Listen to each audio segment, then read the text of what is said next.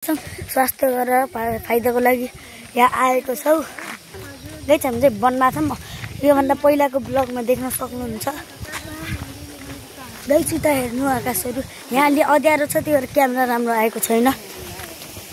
हामी पावर टिप्न आएको छौँ। उता चाहिँ मम्मीहरूले पावर टिपिरहनु भएको छ। यो वन चाहिँ धेरै रमाइलो रहेछ गाइस। म मम्मी उनी गए पावर टिपिरहनु भएको छ मम्मीहरू चाहिँ।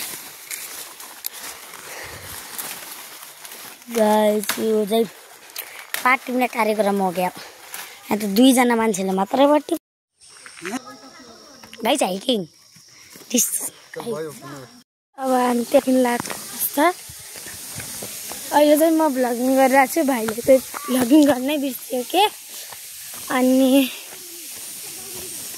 लाइक गरिदिनु होला, सेयर गरिदिनु होला, सपोर्ट गरिदिनु होला। अनि हामीबाट के मिस्टेक भएको छ त्यो भनिदिनु होला। यो चाहिँ हाम्रो गाउँको सुन्दर भ्यू हो। बिहान त्यति राम्रो आएको थिएन, अहिले चाहिँ हल्का उज्यालो भइसकेको छ। त्यहाँ चाहिँ मेरो मम्मी बाबा भाइ गइरहनु भएको छ। अनि यो यति आकाश भ्यू छ नि हजुरहरूलाई। अब अझै त ड्रोन आएको थिएन। ड्रोन आए पनि म हजुरलाई मेरो पुरै गाउँको भ्यू देखाइदिनेछु। आशा गर्छु हजुरहरूलाई हाम्रो भिडियो राम्रो लाग्छ। सपोर्ट गरिदिनु होला।